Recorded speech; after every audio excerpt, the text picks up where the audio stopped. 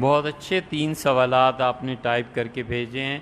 پہلے سوال کا تعلق تو صلاح الدین ایوبی اور اپنے اسلاف سے ہے، اور تیسرے سوال کا تعلق کہ فقہ حنفی وہ عقل کا غلبہ ہے، اس میں اس کی کیا حیثیت ہے۔ یہ 2 تو انشاءاللہ اگلی مرتبہ عرض کریں۔ بہت عمدہ سوال۔ تیسرا آپ نے فرمایا ہے کہ سلام، اور ہم نے کہیں ذکر کیا ہے کہ شادی نہ کرنا افضل ہے، اس کی تھوڑی سی وضاحت کر دے۔ کن ائمہ کرام کی رائے ہے، ان کی عملی شکل کیا ہے، اور کیا یہ کسی خاص زمانے کے لیے؟ ہم نے جہاں بھی یہ ذکر کیا ہے، بعض مقامات پر اس کو وضاحت سے بیان بھی کر دیا۔ اصل میں بنیادی اختلاف حنفی اور شافعی فقہا کا ہے۔ شافعی فقہا کہتے ہیں کہ نفل کام سے زیادہ بہتر یہ ہے کہ فرض کاموں میں جائے، اور جب نکاح کی بحث آتی ہے تو کہتے ہیں نکاح سے بہتر ہے کہ انسان عبادت میں لگ جائے۔ حنفی فقہا کہتے ہیں کہ عبادت کی بجائے نکاح کرنا افضل ہے۔ اس سے ہمیشہ حنفی فقہا نے یہی فتویٰ دیا کہ شادی کرنا زیادہ اچھا ہے بجائے اس کے کہ نوافل کی نفلی عبادت میں لگ جائے۔ اصول شاشی وغیرہ جو حنفی فقہ میں بالکل بچوں کی کتابیں ہیں، ان میں بھی یہ مسئلہ بیان ہوا ہے۔ ہم نے جو تذکرہ کیا ہے کہ ہمارے دور میں شافعی فقہا جو ہیں، ان کے مسلک کو اگر کوئی آدمی ترجیح دے تو کوئی حرج نہیں ہے کہ وہ زندگی تجرید کے ساتھ گزارے، یعنی نکاح نہ کرے اور خدا کے دین کی خدمت کرے۔ اس جملے کی وضاحت یہ ہے کہ حنفی فقہ سے وہ شافعی فقہ کی طرف اس ایک مسئلے میں آ جائے، اور وجہ اس کی یہ ہے کہ ہمارے دور میں یہ چیزیں ممکن نہیں رہی۔ ہمارے دور میں بہت مشکل ہو گیا۔ پہلے زمانوں میں بھی کچھ اتنا آسان نہیں تھا، لیکن کوئی بھی شخص دین اور دنیا کا کوئی کام یکسوئی سے کرنا چاہے نا، تو کوئی کلندر ہی ہوگا جو کر سکے گا، یا اللہ کی خاص اس پہ عنایت ہوگی، ورنہ بیوی بچے سلسلہ مہنگائی، ان کی ضروریات کو پورا کرنا، بیسک نیڈز اپنے بچوں کے لیے پوری کرنی، یہ اتنی دشوار ہو گئی ہیں کہ اس کے ہوتے ہوئے کوئی آدمی سکون سے پی ایچ ڈی نہیں کر سکتا، تو تحقیقی کام تو کب کرے؟ بیوی بھی اپنی جگہ پہ درست کہتی میرے لیے آپ ٹائم کیوں نہیں نکالتے؟ وہ جانتا ہے کہ میں ٹائم اتنا دوں گا تو بسوں میں دھکے کب کھاؤں گا، میرے پاس کوئی کنوینس تو اتنی آسان ہے نہیں۔ کتنے % لوگ ہیں جنہیں اللہ نے صلاحیتیں بھی دی ہیں اور گاڑی اور موٹر سائیکل بھی دیا ہے؟ کچھ بھی نہیں۔ اب بھی لوگ پیدل سفر کرتے ہیں، اب بھی مہینے کے آخری تاریخوں میں اس آدمی کو قرض کا سامنا کرنا پڑتا ہے۔ اب بھی کوئی ایکسٹرا چیز بچے آ کے کہہ دیں اسکول سے کہ بابا 1000 روپیہ چاہیے، اس کو 10 مرتبہ سوچنا پڑتا ہے کہ 1000 روپے میں اب کہاں سے بیٹی کو دوں گا، بیٹے کو کہاں سے دوں گا۔ اس صورتحال میں آپ خود سوچیں تحقیقی کام کہاں ہوں گے؟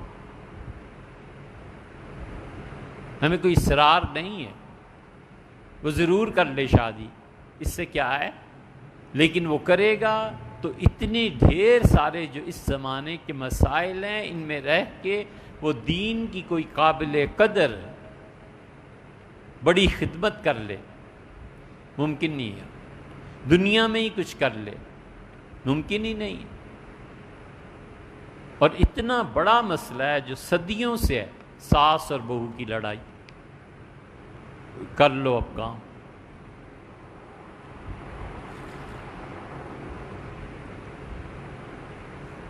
گھر کا نہ ہونا، کہاں جانا ہے؟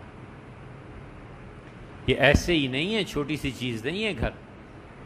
فقہا نے لکھا ہے کہ شوہر نے طلاق دے دی، اور طلاق اس نے ایسی دی جس میں رجعت نہیں ہو سکتی، عورت اس گھر میں عدت گزارے۔ وہ کہتے ہیں کہ اگر گھر میں اتنی تنگی ہے، دونوں میں مکمل طور پر سپریشن ہونی چاہیے۔ صرف یہی نہیں ہے کہ مرد کی اس طلاق یافتہ عورت کے چہرے پر نظر نہ پڑے، وہ کہتے ہیں پورا جسم اس کا اس کے لیے کے ساتھ 20 سال زندگی بسر کی ہے، 3 طلاق کے بعد اس کو دیکھنا بھی حرام ہو گیا۔ گھر ہے وہ 3 مرلے اور 4 مرلے کا، اتنے بھی میسر نہیں ہیں اپنی زندگی میں۔ آپ پوچھیں مذہبی رہنماؤں سے کہ حضرت آپ جو کہتے ہیں گھر کہاں ہے کسی کا؟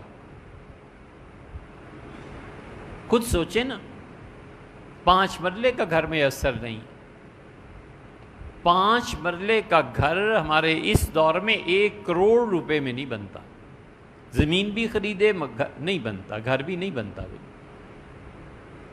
یہ ساری عملی صورتحال، فقہا کہتے ہیں گھر میں جگہ نہیں ہے تو مرد کو چاہیے کہ گھر چھوڑے، عورت کو عدت گزارنے دے، جا کے کرائے پر رہے یا کہیں اور رہے۔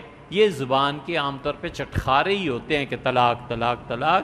شریعت اس کے بعد جو کہتی ہے نا اب گھر سے نکلو یہاں سے، یہ نہیں ہے کہ عارضی طور پہ درمیان میں پردہ لٹکا لو، تم انسان ہو، تمہارا نفس ہے، تم میں شر کے بھی مادے موجود ہیں، تم نکلو یہاں سے، جا کر 3 مہینے جتنی بھی عدت ہے نا، اور اگر وہ امید سے ہیں تو 8-9 مہینے کہیں اور گزارو، پتہ چل جائے، عقل ٹھکانے آ جائے اور سمجھ آ جائے کہ طلاق دینی اتنی آسان نہیں ہوا کرتی۔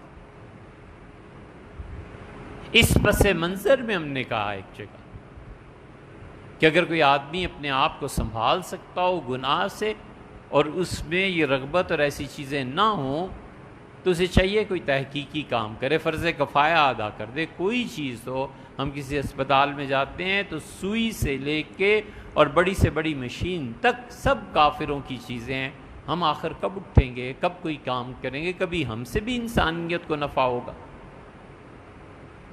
بھیا کافر اور مسلم کی قید نہیں ہے، ہمیں چاہیے کہ اس سے باہر نکلیں۔ سلطان اورنگزیب عالمگیر رحمۃ اللہ کے سامنے فائل آئی تھی،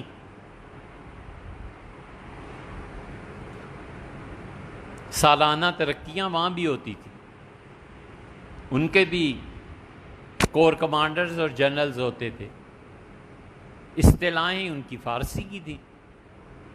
تو اورنگزیب رحمۃ اللہ علیہ ساری فائلز دیکھتے رہے، ایک جگہ پہنچے تو آفیسر نے پیش کی، اس کی حضرت اس کی ترقی، تو انہوں نے دیکھا 2 آدمیوں کا کمپیریزن تھا تو دستخط کرنے لگے، تو اس سے کہا حضرت یاد رہے کہ جس کو آپ ترقی دینے لگے یہ شیعہ۔ تو اورنگزیب نے قلم رکھ دیا، اس کا اچھے معنی دارت، شیعہ اور سنی میں تفریق کیا ہے؟ کیوں مجھے بتا رہے ہو؟ میرے ملک کے لیے جو اچھا ہے اور دشمنوں کے مقابلے میں دفاع کر سکتا ہے میں اس کو ترقی دوں۔ یہ ان لوگوں کا حال تھا، میرٹ پہ کام ہوتے۔ ہمایوں کمال کا آدمی تھا، ہم نے پڑھا تھوڑی، ہم نے تو یہ صرف سیکھ لیا ہے جاہلوں اور بیہودہ لوگوں سے کہ مغل جو تھے وہ بس حرم ہوتا تھا اور شراب ہوتی تھی اور کچھ نہیں۔ ان جیسا ایک آدمی پیدا کر کے دکھاؤ، ایک آدمی، ان میں سب سے نکما، اور دین کو کہتے ہیں دین کو ایجاد کرنے والا اور دین الہی کا وہ اکبر، اس جیسے ہی لے آؤ یار۔ سینس نہیں ہے، تعلیم نہیں ہے۔ ہمایوں بیٹھا ہوا تھا دوستوں میں، ایک بے تکلف دوست آئے، ہمایوں سے ہاتھ میں لایا اور اسے کہا ہمایوں یہ کیا تمہیں ہو گیا ہے؟ تمہارے ہاں جہاں بھی جاتا ہوں فوجیوں کے نام پوچھتا ہوں، آفیسرز کے، یہ نظر علی ہے، یہ نیاز حسین ہے، یہ غلام علی ہے، یہ فلاں ہے، تو تمہاری فوج میں شیعت کا غلبہ کب سے ہونے لگا؟ ہمایوں کچھ لکھ رہا تھا، ہمایوں نے قلم پھینک دیا غصے میں اور اٹھ کے بھاگ گیا باہر، اور کہنے لگا جس کے پردادا کا نام عمر ہو اور جو بابر کا بیٹا ہو، اس کے زمانے میں شیعت اتنی غالب آ جائے کہ میں معذور قرار پاؤں۔ پھر گھر چلا گیا، پھر اگلے دن آیا اور آ کے سمجھایا، اس کا دیکھو شیعہ اور سنی کی تفریق نہیں ہے، جو آدمی بہتر کام کرے گا ہم ملک کی ترقی کے لیے اس کو لائیں گے۔ اسی ہمارے زمانے میں یہ میرٹ نہیں رہا، انصاف نہیں رہا، مہنگائی اتنی زیادہ ہو گئی، یہ آگ اب لگنے والی ہے نا، اب بجٹ آئے گا، آج ہی آ گیا ہے کہ بجلی کے نرخ بڑھ جائیں گے، سیمنٹ کی قیمت 10 روپے، اور کوئی قانون تھوڑی ہے۔ تو آپ خود سوچیں، کسی آدمی نے کوئی بڑا کچھ کیا کہاں سے، یہ ان سے پوچھیں جن کے بچے رات کو سوتے ہیں اس وجہ سے کہ پنکھا نہیں چلتا۔ آپ آئیں نا عملی زندگی کے میدان میں، نتیجہ یہ کہ وہ سو نہیں سکتے، لہٰذا جا کے افسر میں اس کو غصہ آیا ہوا ہوتا ہے، یہ فائل اور وہ فائل، یہ ساری عملی زندگی کی مشکلات ہیں، ہم نے اس سینس میں کہا تھا۔ باقی 2 سوالات آپ کے بہت اچھے ہیں، لیکن اس پہ اس کے علاوہ بھی ہے۔